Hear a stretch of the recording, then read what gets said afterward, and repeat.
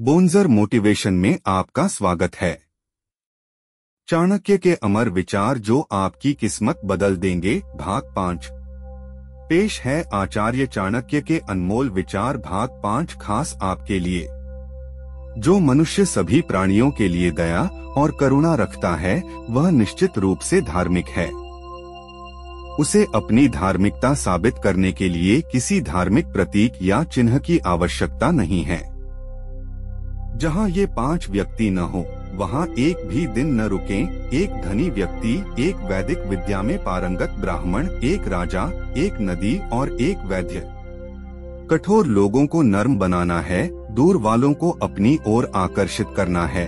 यदि वे हमारा बुरा करें तो अपना लक्ष्य समझकर भी हमें उनसे सदा प्रेम रखना चाहिए। ज्ञान पवित्र कामधेनु के समान है और उस वृक्ष के समान है जो हर मौसम में फल देता है। अज्ञात क्षेत्रों में यह सुरक्षा प्रदान करता है और आपको पुरस्कार प्रदान करता है। मनुष्य अकेला पैदा होता है और अकेला ही मरता है, और वह अपने कर्मों के अच्छे और बुरे परिणामों को अकेले ही भोगता है, और वह अकेला ही नरक या परमधाम जाता है।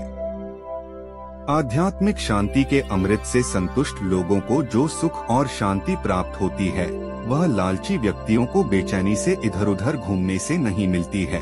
ब्राह्मण की ताकत उसकी विद्या में है, एक राजा की ताकत उसकी सेना में है, एक वैश्य की ताकत उसके धन में है, और एक शूद्र की ताकत उसकी सेवा के दृष्टिकोण में है।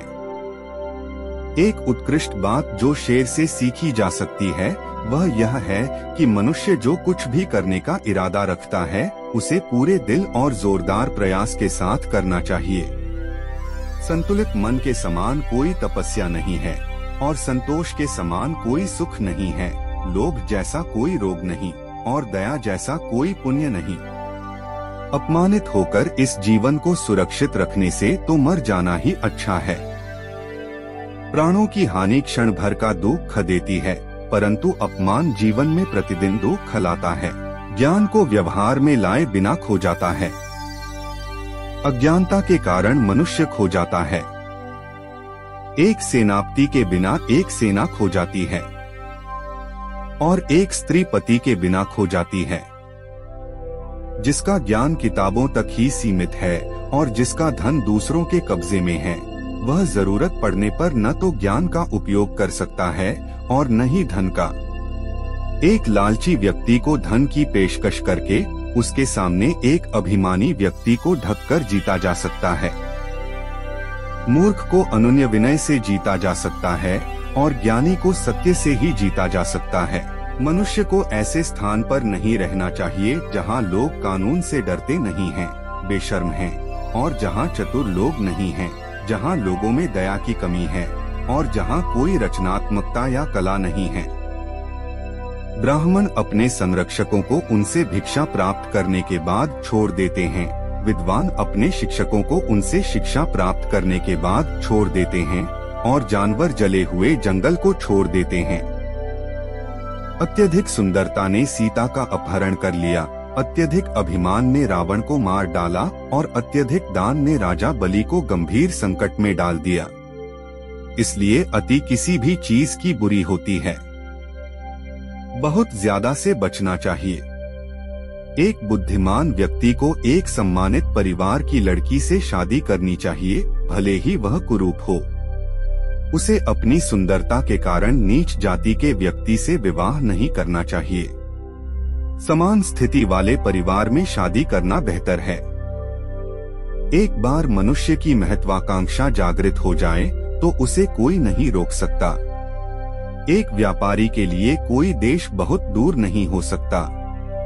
एक बुद्धिमान व्यक्ति के लिए विदेश जैसी कोई चीज नहीं होती है। वह जहां भी जाता है घर पर होता है।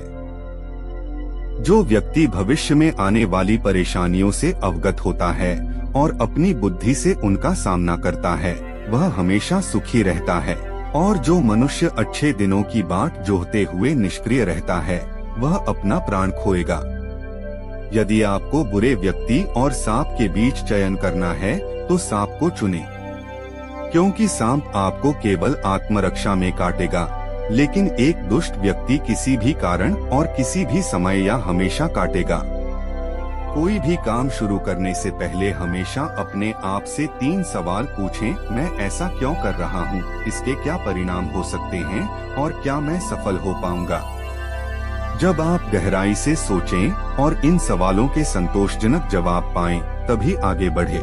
जिस देश में रोजी रोटी का कोई साधन न हो, जहाँ लोगों में भय न हो, जहाँ लोगों में लज्जा न हो, जहाँ बुद्धि न हो, जहाँ दान की प्रवृत्ति न हो, बुद्धिमान व्यक्ति को उस देश में कभी नहीं जाना चाहिए। शिक्षा सबसे अच्छी मित्र है। शिक्षित व्यक्ति का हर जगह सम्मान होता है। शिक्षा सुंदरता और यौवन को हरा देती है। एक गुरु जो अपने शिष्य को धार्मिकता का मार्ग दिखाता है, वह बहुत बड़ा कर्ज छोड़ जाता है। इसका भुगतान नहीं किया जा सकता, क्योंकि कोई भी भौतिक वस्तु इतनी कीमती नहीं है। शिक्षक कभी साधारण नहीं होता। प्रलय और निर्माण उसकी गोद में पलते हैं। एक अशिक्षित व्यक्ति, चाहे वह कितना भी अच्छा क्यों न हो या वह किसी भी परिवार का क्यों न हो, वह उस फूल की तरह बेकार है जिसमें रंग तो है पर सुगंध नहीं। जिस तरह एक माँ अपने बच्चे की रक्षा करती है, उसी तरह ज्ञान एक व्यक्ति को कठिन परिस्थितियों में बचाता है। यहाँ तक कि सबसे प्रतिकूल समय में भी एक ज्ञानी व्यक्ति अपनी बुद्धि के माध्यम से सब कुछ संभाल सकता है और अपने लिए रास्ता बना सकता है। परिवार की स्थिति और शारीरिक सुंदरता किसी के व्यक्तित्व के लिए कोई मायने नहीं रखती है और उन्हें कभी आराम नहीं देना चाहिए। शिक्षा ही व्यक्ति के व्यक्तित्व में शक्ति, चरित्र, ज्ञान और गुणों का गुणगान करती है। जिस प्रकार एक दर्पण मनुष्य के चेहरे को दर्शाता है, उसी प्रकार उसके व्यक्तित्व की झलक उसके मित्रों की पसंद में दिखाई देती है। दोस्ती और जान पहचान बनाने में हमेशा सावधानी बरतनी चाहिए, क्योंकि दोस्त एक तरह से किसी के आंतरिक झुकाव और प्रवृत्ति का विस्तार होते हैं। पत्नी से वियोग, अपनों से तिरस्कार, युद्ध में बचा हुआ शत्रु, दुष्ट राजा की सेवा, दरिद्रता और कुप्रबंधन, ये 6 प्रकार की बुराइयां यदि किसी व्यक्ति को पीड़ित करती हैं, तो उसे बिना आग के भी जला देती हैं। 100 गुणों से रहित पुत्रों की अपेक्षा एक ही गुणों से युक्त पुत्र का होना श्रेयस्कर है, क्योंकि चांद एक होकर भी उस अंधकार को दूर कर देता है जो तारे असंख्य होते हुए भी नहीं मिटा पाते। पहले 5 साल अपने बच्चे के साथ दुलारे की तरह व्यवहार करें। अगले 5 साल तक उन्हें डांटो। जब तक वे 16 वर्ष के नहीं हो जाते, तब तक उनके साथ एक मित्र की तरह व्यवहार करें। आपके बड़े हो चुके बच्चे आपके सबसे अच्छे दोस्त हैं। एक अच्छी पत्नी वह है जो सुबह अपने पति की सेवा एक माँ की तरह करती है, दिन में उसे बहन की तरह प्यार करती है और रात में एक वेश्या की तरह उसे प्रसन्न करती है। एक दुष्ट पत्नी, एक झूठा मित्र, एक दुष्ट नौकर और एक घर में एक नागिन के साथ रहना मृत्यु के अलावा और कुछ नहीं है। बराबरी वालों में मित्रता पनपती है। राजा के अधीन सेवा सम्माननीय होती है। सार्वजनिक व्यवहार में व्यवसायी होना अच्छा होता है और एक सुंदर महिला अपने घर में सुरक्षित रहती है। जिस प्रकार सुगंधित पुष्पों से लदा वृक्ष सारे वन में सुगंध फैलाता है, इसी प्रकार एक योग्य पुत्र पूरे परिवार, समुदाय और देश का नाम रोशन करता है। जिसका पुत्र उसका आज्ञाकारी है, जिसकी पत्नी का आचरण उसकी इच्छा के अनुरूप है और जो अपने धन से संतुष्ट है, उसका स्वर्ग यहीं पृथ्वी पर है। बुरे साथी पर भरोसा न करें और न ही साधारण मित्र पर भी भरोसा करें, क्योंकि अगर वह आपसे नाराज हो जाए तो वह आपके सारे राज खोल सकता है। भगवान लकड़ी या पत्थर या मिट्टी की मूर्तियों में नहीं रहते हैं। उनका वास हमारी भावनाओं में, हमारे विचारों में है।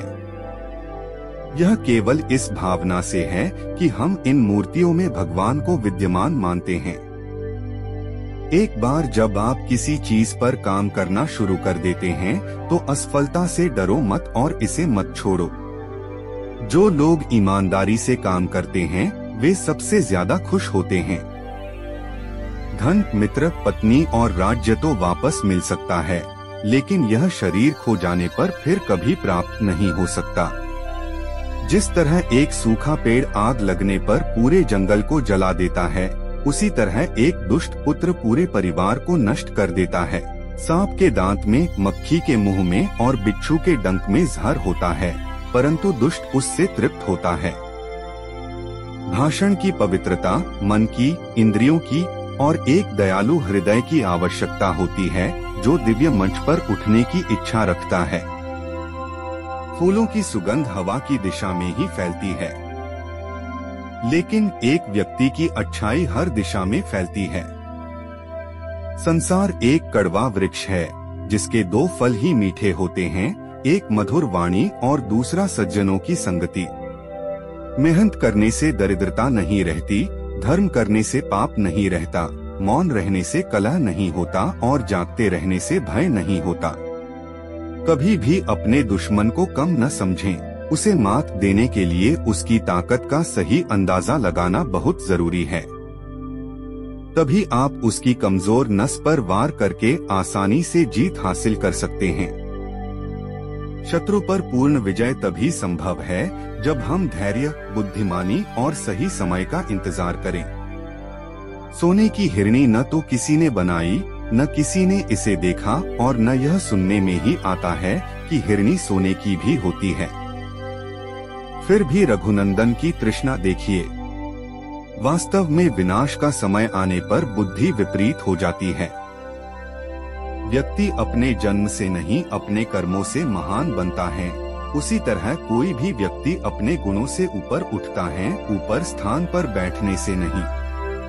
यदि आप प्रयास करने के बाद भी असफल हो जाएं, तो भी उस व्यक्ति से हर हाल में बेहतर होंगे जिसको बिना किसी प्रयास के सफलता मिल गई हो।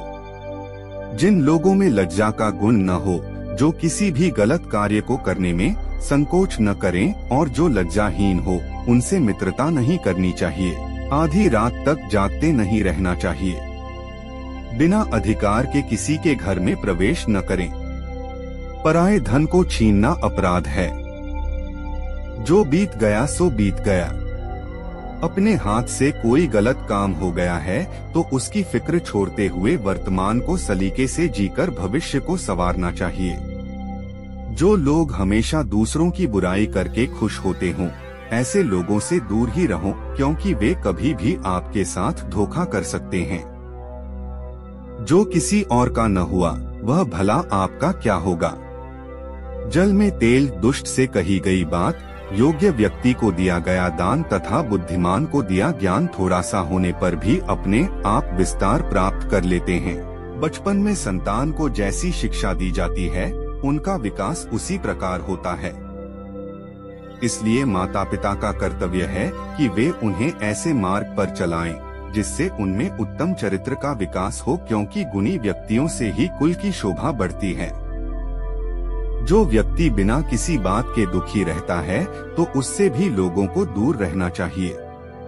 कुछ लोग भगवान द्वारा बहुत कुछ दिए जाने के बाद भी हमेशा विलाप करते रहते हैं, अपना दुख प्रकट करते रहते हैं, तो ऐसे लोगों से दूर ही रहना चाहिए। चाहे स्त्री हो या पुरुष, अगर वह मूर्ख हो तो उसे व्यर्थ की सलाह नहीं देनी चाहिए, क्योंकि ऐसा करना बिल्कुल व्यर्थ होता है। बुद्धिहीन व्यक्ति ज्ञान की बातों में भी अपने कुतर्कों को ले आते हैं, जिससे ज्ञानी लोगों का कीमती वक्त बर्बाद हो सकता है। इसलिए ऐसे लोगों से दूर रहें। किसी व्यक्ति का मेहनत से कमाया हुआ धन उसके दुश्मनों के हाथ में चले जाए तो वह बर्बाद हो जाता है, क्योंकि उसका दुश्मन वह धन उसी के विरुद्ध उपयोग करेगा, जिससे कि वह पराजित होगा और अपनी व अपने परिवार की जीविका ठीक ढंग से नहीं चला पाएगा। अगर कोई व्यक्ति कमजोर है, तब भी उसे हर समय अपनी कमजोरी का प्रदर्शन नहीं करना चाहिए। हम उसके लिए ना पछताएं जो बीत गया। हम भविष्य की चिंता भी ना करें। विवेक बुद्धि रखने वाले लोग केवल वर्तमान में जीते हैं, जो भविष्य के लिए तैयार है और जो किसी भी परिस्थिति को चतुराई से निपटता है। ये दोनों व्यक्ति सुखी है। लेकिन जो आदमी सिर्फ नसीब के सहारे चलता है वह बर्बाद होता है। नीच वर्ग के लोग दौलत चाहते हैं, मध्यम वर्ग के दौलत और इज्जत, लेकिन उच्च वर्ग के लोग सम्मान चाहते हैं, क्योंकि सम्मान ही उच्च लोगों की असली दौलत है। हमें अपने से बलवान व्यक्ति से नहीं टकराना चाहिए, फिर वो चाहे पैसे से बलवान हो या फिर शरीर से। हमें हमेशा अपने से बलवान व्यक्ति से मधुर संबंध बनाए रखने चाहिए, क्योंकि ऐसे व्यक्ति से दुश्मनी मोल लेने का सीधा मतलब होता है मौत को न्योता देना। बिना सोचे समझे खर्च करने वाला, झगड़े पर आमदा आदमी, अपनी पत्नी को दुर्लक्षित करने वाला, जो अपने आचरण पर ध्यान नहीं देता है, ये सब लोग जल्दी ही बर्बाद हो जाएंगे। अच्छा भोजन करना किसको रास नहीं आता, लेकिन उत्तम भोजन करना भी हर किसी के नसीब में नहीं होता है। अगर किसी को रोजाना उत्तम भोजन नसीब हो रहा है तो वाकई में उस पर प्रभु की कृपा है।